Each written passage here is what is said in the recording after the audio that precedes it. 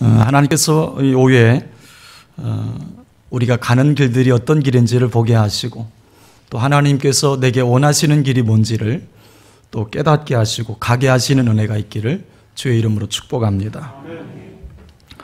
1492년 스페인에 탐험가였던 크리스토퍼 콜럼버스가 신대륙 아메리카를 발견한 것은 유명한 사실이죠. 당시 이것은 굉장한 사건이었다는 것 여러분 아실 겁니다. 콜럼버스가 살던 중세시대의 지도의 가장자리에는 테라 인코그니타라고 하는 말이 쓰여 있었습니다. 이것은 미지의 땅, 미개척지라는 뜻입니다. 당시 사람들은 지구가 사각형이라고 믿었죠. 그래서 가장자리 밖으로 항해해서 나가게 되면 이 까마득한 낭떠러지에 떨어진다라고 생각했고, 심지어는 머리가 2개 달린 용에게 잡아먹힌다고 생각을 했어요. 그런데 콜럼버스가 그 테라 인코그니타, 곧 미개척지 지도 가장자리를 향해서 나간 것입니다. 원래 그는 신대륙을 발견하기 위해서 나간 것이 아니라 인도로 가는 지름길을 찾기 위해서 항해했던 길이었어요. 그런데 하나님께서는 콜럼버스가 생각하던 길과는 전혀 다른 길, 더 높고 더 훨씬 더 축복된 길로 인도하셨던 것입니다. 독실한 크리스천이었던 콜럼버스는 훗날 자신이 담대하게 항해할 수 있었던 것은 성령님의 위로하심이 있었다고 고백을 하면서 그의 일기에 이렇게 썼습니다. 나의 항해 계획을 들은 많은 사람들이, 아니 모든 사람들이 나를 비웃었다. 하지만 성령께서는 내게 분명한 감동을 주셨다. 성령께서 말씀으로 내게 위로를 주셨다. 오늘 이 위로가 우리에게도 필요하지 않겠습니까? 콜럼버스에게 성령께서 위로해 주셔서 미개척 땅을 향해서도 담대히 나아가게 하셨던 것처럼, 오늘 저와 여러분에게도 이 답답한 현실 속에서도 하나님을 믿는 믿음 안에서 우리의 삶의 길들을 당당하게 걸어갈 수 있는 은혜를 주실 줄로 믿습니다. 지금 우리나라는 아픔의 사건들이 연속되고 있어요. 사회적으로 보면 청년 실업난이 심각하고 저출산과 고령화 문제도 심각한 상황입니다. 거기에 한국 경제는 회복될 기미가 보이지 않아요. 게다가 국내 정치든 국제 정세든 그야말로 살얼음판입니다. 어떤 신문 기사는 이렇게 표현되어 있었습니다. 한 치 앞도 내다볼 수 없는 안개 같은 미래다. 한 치 앞도 내다볼 수 없는 안개 같은 미래다. 지금이 딱 그것에 해당되는 시기가 아닌가 싶어요. 전문가들에게도 길이 보이지 않아요. 그러나 여러분, 그건 우리 수준에서 그렇다는 얘기지 전능하신 하나님의 수준으로 가면 얘기는 달라집니다. 본문 16절 말씀을 보세요. 16절. 나 여호와가 이같이 말하노라. 바다 가운데 길을, 큰 물 가운데 지름길을 내고. 여기서 바다와 큰 물은 무엇을 떠올리게 할까요? 과거 이스라엘 백성들이 경험했던 홍해를 지금 떠올리게 합니다. 그들의 지혜와 힘으로는 홍해를 도저히 건널 수 없었어요. 만약에 장정 60만의 아이디어가 모아진다고 해도 홍해를 건널 방법은 그때 없었을 거예요. 그런데 하나님께서는 그 바다 가운데 길을 뚫어주시겠다고 말씀한다는 점이에요. 사실 하나님이 보시는 수는 우리가 보는 것과는 차원이 다릅니다. 아마 당시 홍해 앞에 서 있는 이스라엘 백성들이 상상할 수 있는 최상의 시나리오가 있다면 수많은 함대가 몰려와서 자기들을 실어 가주는 것뿐이었을 거예요. 그런데 하나님께서는 바다 가운데 길을 내주시겠다는 거예요. 상상할 수 없는 일이었습니다. 하나님의 길은 우리가 생각하는 길보다 높습니다. 그렇기 때문에 우리가 자꾸 내가 생각하는 해결책을 가지고 하나님을 설득하려고 하면 안 되는 거예요. 오히려 이렇게 기도할 필요가 있겠죠. 하나님, 제가 모르는 길을 보여주십시오. 하나님의 길을 보여주십시오. 여러분, 어리석은 사람들은 자기 생각을 가지고 하나님을 설득하려고 해요. 하나님, 이 방법이 좋아요. 이렇게 해주세요. 저렇게 해주세요. 제일 어리석은 기도가 있다면 이런 것 같아요. 하나님, 저 사람 괜찮아 보이는데 저 사람과 사업 좀 함께 하게 도와주세요. 심지어는 저 사람과 결혼하게 도와주세요. 돕긴 뭘 도와요? 우리가 사람을 알면 얼마나 알까요?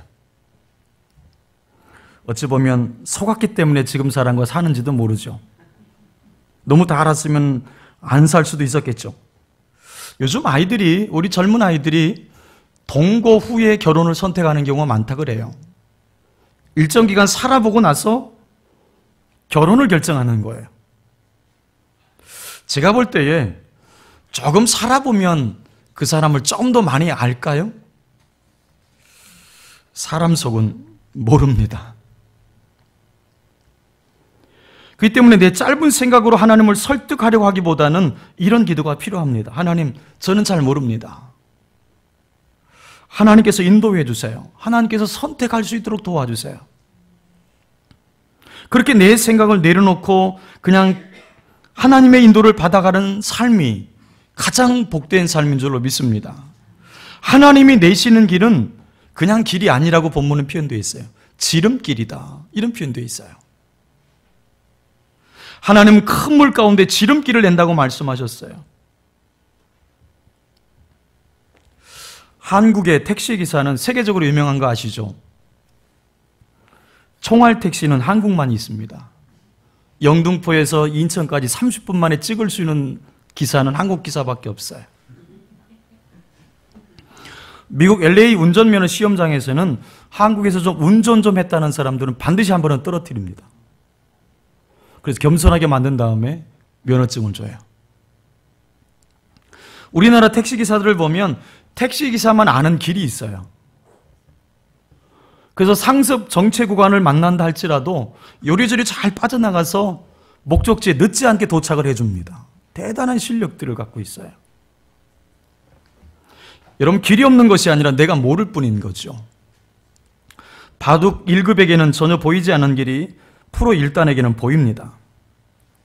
하나님께서 광야에 길을 내신다 할 때도 마찬가지예요. 때로는 하나님이 만드시는 길이 시련의 길 같고 패배의 길처럼 보일 수도 있어요. 늦게 가는 것 같고 뒤처진 것 같이 보일 수도 있어요. 내가 생각했던 길보다, 그렇지만 여러분, 훨씬 지름길입니다. 하나님의 수가 높기 때문입니다. 이사야 55장 9절을 같이 읽어보죠. 이사야 55장 9절.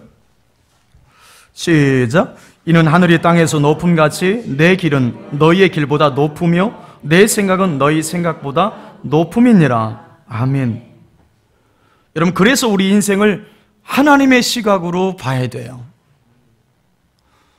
여러분, 요셉의 경우를 한번 생각해 보세요. 요셉은 어린 17세 나이에 애굽의 노예로 팔려가면서 인생의 모든 꿈을 접어야 했을 겁니다. 그대로 자랐더라면 팔레스타인의 부잣집 아들로 자라서 나중에는 동네 유지가 됐을 겁니다.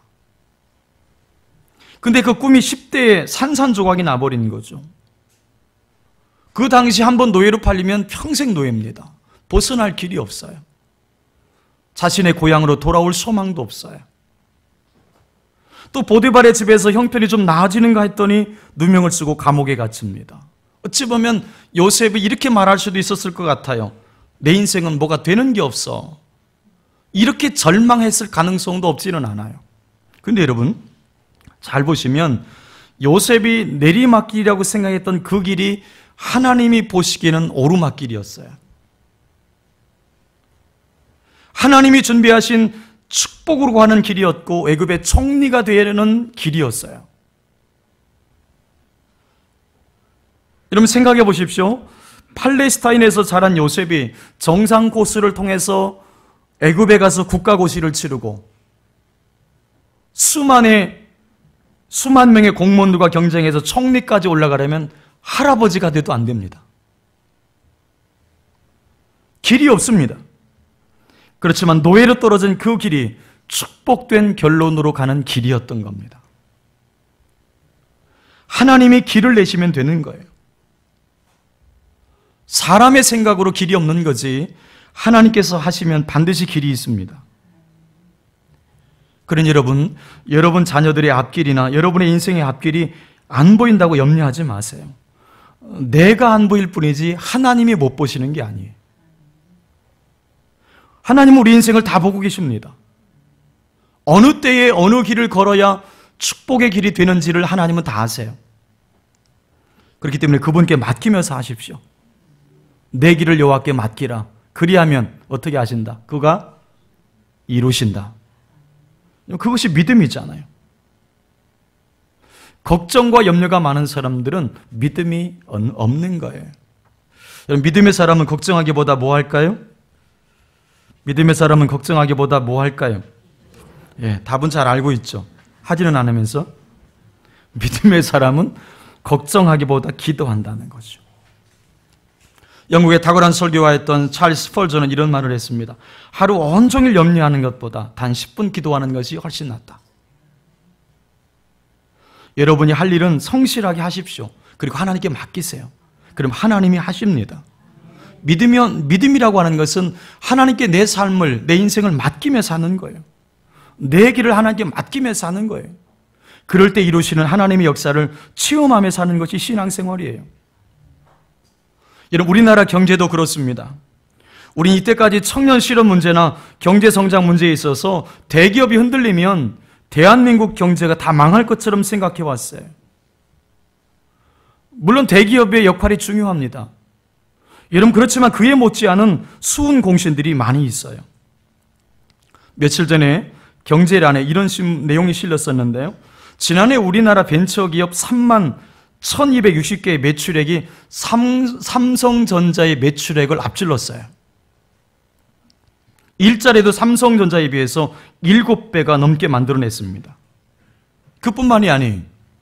현재 한국산 세계 인류 상품이 739개라고 하는데 절반이 넘는 53%가 중소기업이 만든 제품입니다.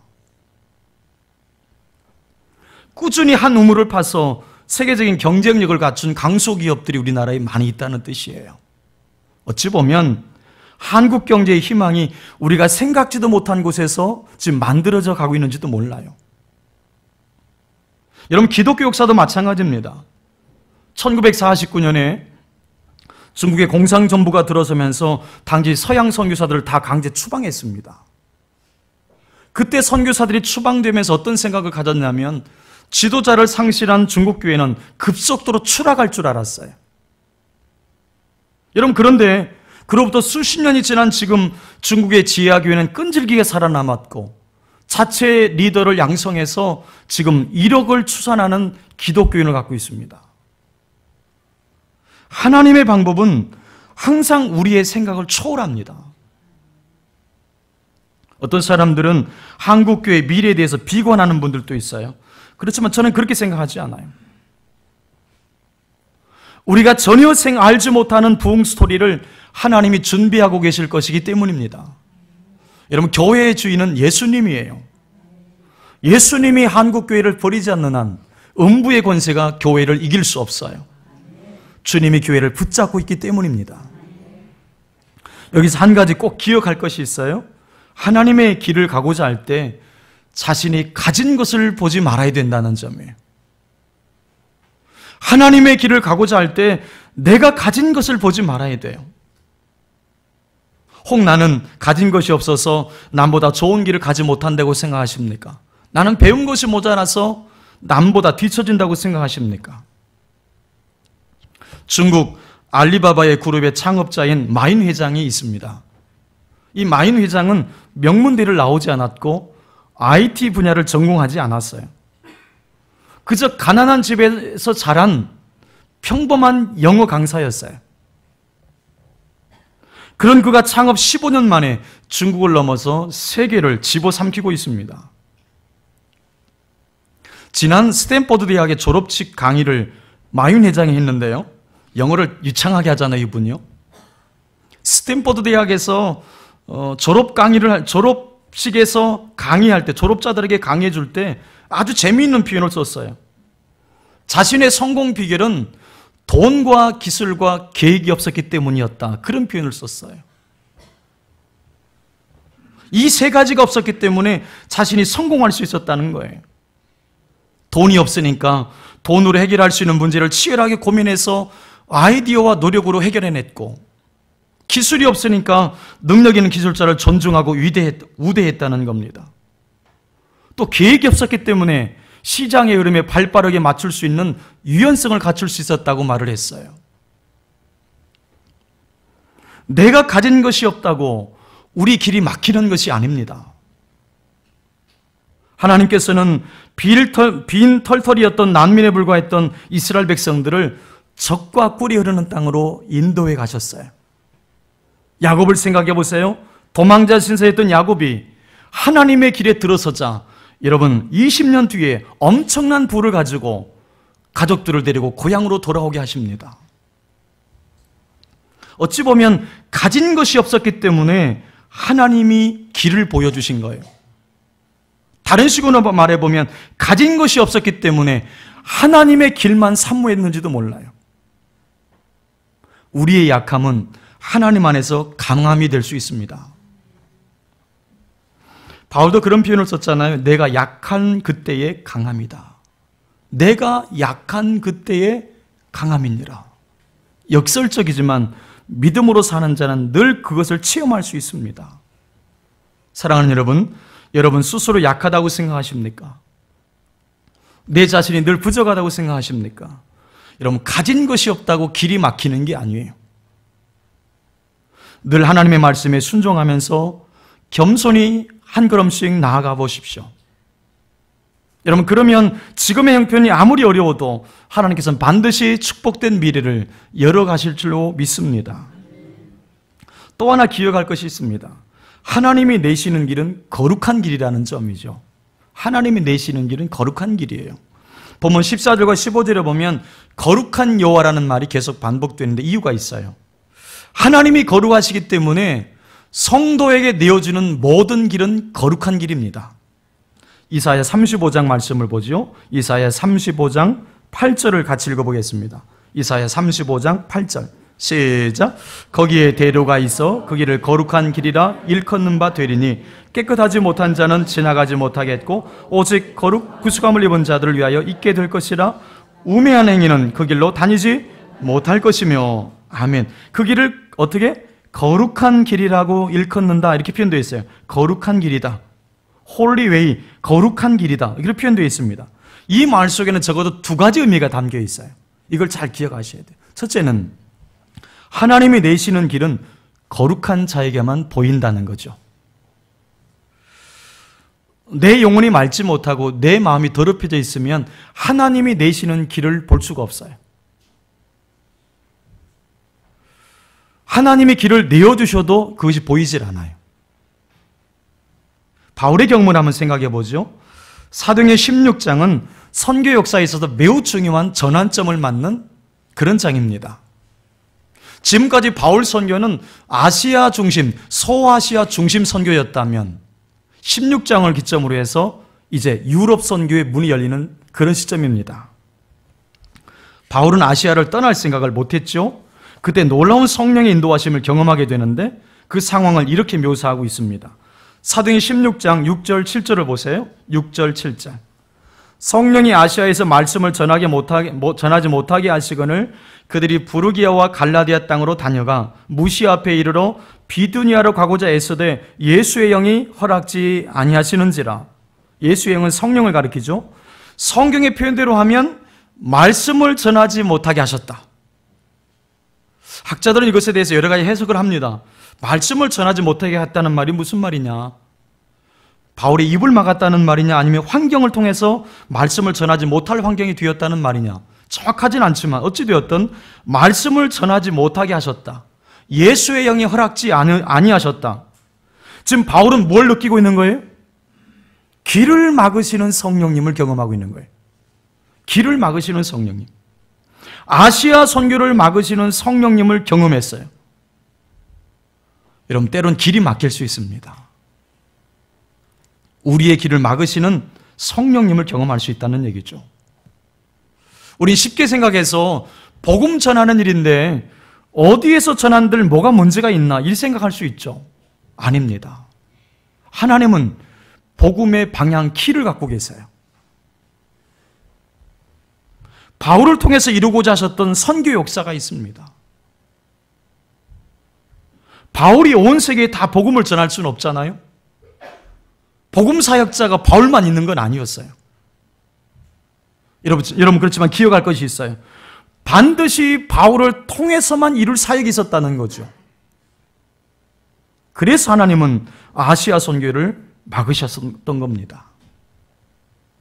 여러분, 우리가 신앙생활 하면서 이 두 가지 은혜를 항상 경험하게 되는데, 막으시는 은혜와 여시는 은혜를 항상 경험하잖아요.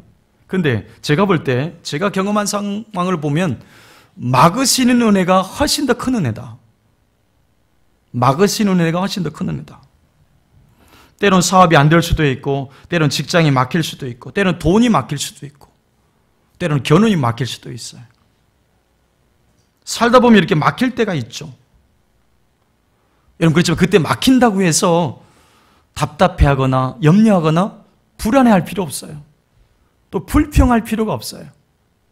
하나님께서 더 좋은 길로, 더 복된 길로 인도하고자 하시는 거예요. 여러분이 만약에 사업하시는 분이라면 사업을 하는 대로 다 잘 된다. 여러분, 그것이 복일 수도 있지만 아닐 수도 있는 거죠. 어떤 사람은 그런 사람들 있죠. 대학이든 자격증 시험이든 한 번도 떨어져 본 적이 없는 분이 있어요. 여러분, 그것도 복일 수도 있지만 아닐 수도 있다는 거죠. 때론 떨어져 봐야, 실패해 봐야 낮은 자의 마음을 알게 되고 더 겸손하게 하나님 의지하며 사는 자가 되는 거거든요. 우린 멀리 볼 수 없어요. 우린 멀리 볼 수 없어요. 근데 하나님은 우리 인생 전체를 보시면서 한 수 한 수 지금 놓고 계시는 거거든요. 여러분, 믿고 기도하면 하나님께서 더 좋은 길을 열어주실 줄로 믿습니다. 막으시는 길이 있으면 여시는 길이 있죠. 자, 그걸 함께 볼 수 있어야 되는 거죠. 바울이 어떻게 보고 있는지 보세요. 사도행전 16장 8절부터 10절을 보세요. 사도행전 16장 8절부터 10절. 무시아를 지나 드로아로 내려갔는데 밤에 환상이 바울에게 보이니 마게도냐 사람 하나가 서서 그게 청하여 이르되 마게도냐로 건너와서 우리를 도우라 하거늘 바울이 그 환상을 보았을 때 우리가 곧 마게도냐 떠나기를 힘쓰니 이는 하나님이 저 사람들에게 복음을 전하라고 우리를 부르신 줄로 인정함일러라. 여러분, 이 말씀 속에는 두 가지의 놀라운 내용이 들어있다는 거 아셔야 됩니다. 하나는 밤에 환상이 바울에게 보이니라는 말, 이 말이 쉬운 말 같아도 쉽지 않은 말이에요. 바울에게 환상이 보였다는 거죠. 다른 말로 말하면 바울은 환상을 볼 수 있을 정도로 영적으로 깨어 있었다는 뜻이에요. 또 하나가 있죠. 또 하나. 두 번째 중요한 것이 있죠. 그 환상을 보았을 때 어떻게 했다? 마게도냐로 떠나기를 어떻다? 힘썼다는 거죠. 본대로 순종했다는 뜻이에요. 이게 중요해요. 드디어 바울을 통해서 유럽 선교의 길이 열리는 순간입니다. 바울의 2차 전도 여행이 이제는 아시아 선교를 중단하고 유럽 선교로 출발하는 시점이에요. 그렇게 바울이 하나님이 내시는 길에 순종했을 때 놀라운 선교 역사를 바울이 이뤄가게 됩니다. 자, 깊게 생각해 보세요. 바울이 성령의 지시하심에 민감할 수 있었던 이유가 있다면 그가 거룩한 자였기 때문입니다. 영적으로 깨어 있었고 자신의 마음을 더럽히지 않았고 성령으로 충만했기 때문입니다. 그러므로 사랑하시는 여러분, 여러분의 마음과 영혼이 죄에 더럽혀지지 않도록, 그래서 마음이 딱딱해지지 않도록 조심하셔야 돼요. 하나님이 내시는 길은 거룩한 자에게 보이기 때문입니다. 바꿔 말하면 하나님이 내시는 길이 내게 지금 잘 안 보인다면 내가 거룩하지 않은 거예요. 여러분의 입을 잘 지키십시오. 아멘 좀 해봐요. 입을 잘 지키세요. 또 하나가 있다면 마음을 잘 다스려야 돼. 여러분, 마음을 잘 다스리려면 TV를 가까이 하면 안 돼. TV를 가까이 하지 말고 말씀을 가까이 하셔야 돼. 아멘 좀 해봐요. 다 TV 보시나 봐. 저도 하루에 이렇게 아침에 출근해서 이메일을 열어보면 스팸 메일이 제법 많이 와 있어요. 저는 올 때마다 계속 차단하고 합니다만 그래도 어떻게 만드는지 계속 와요.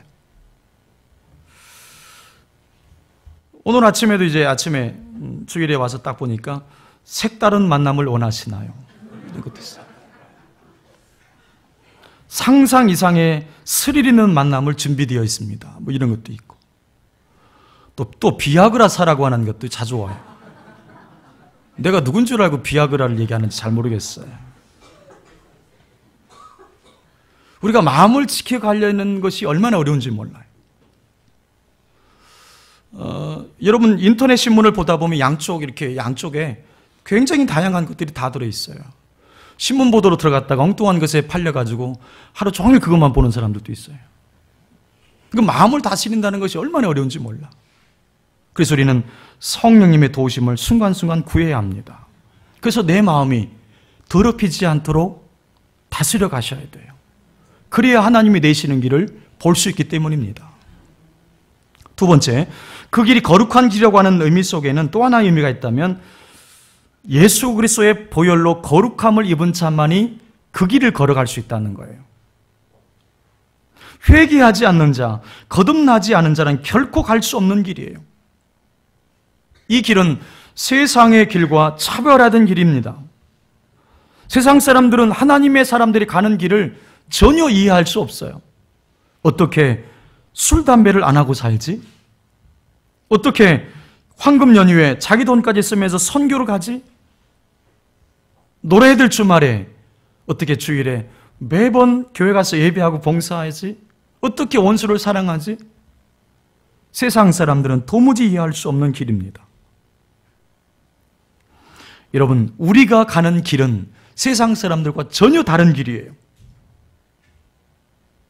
거룩한 왕따를 각오하셔야 돼.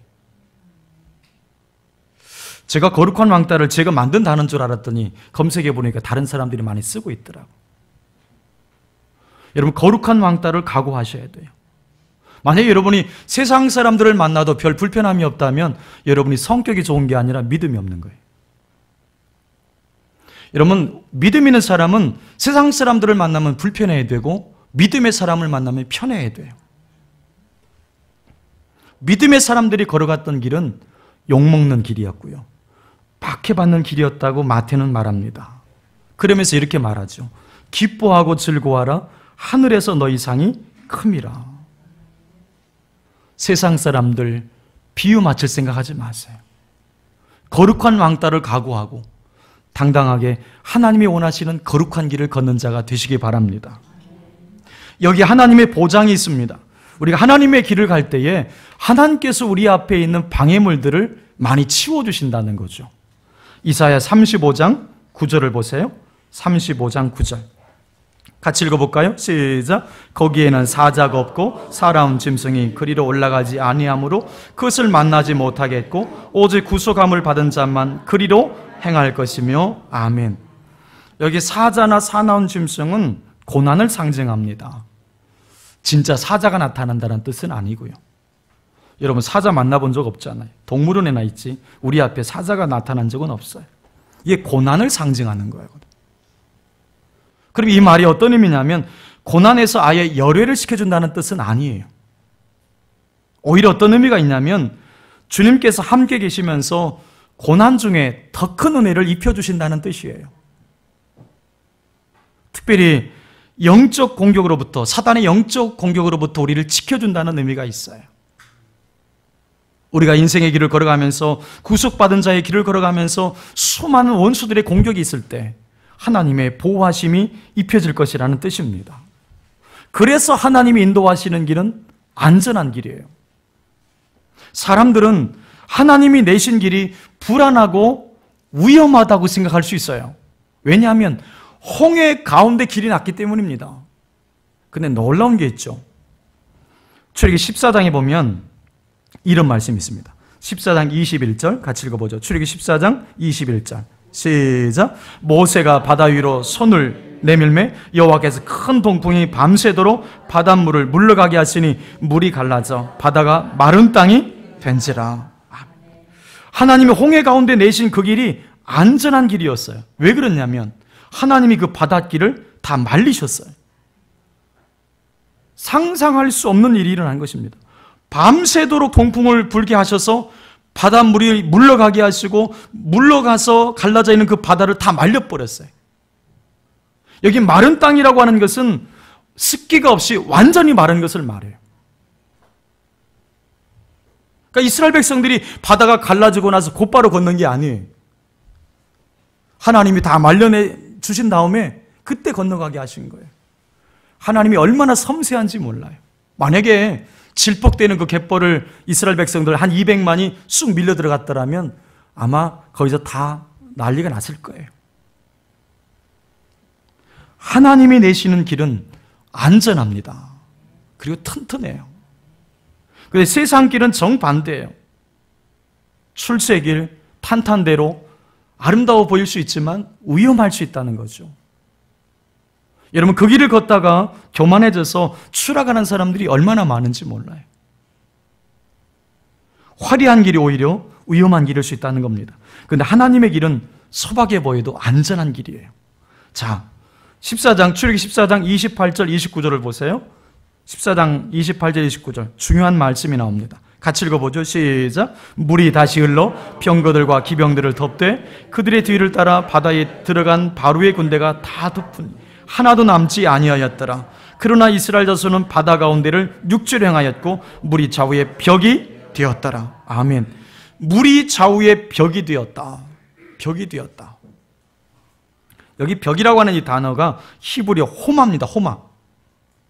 그건 동네에 있는 작은 담을 말하는 게 아니라 큰 도시에 있는 엄청난 성벽을 가리킬 때 쓰는 단어예요.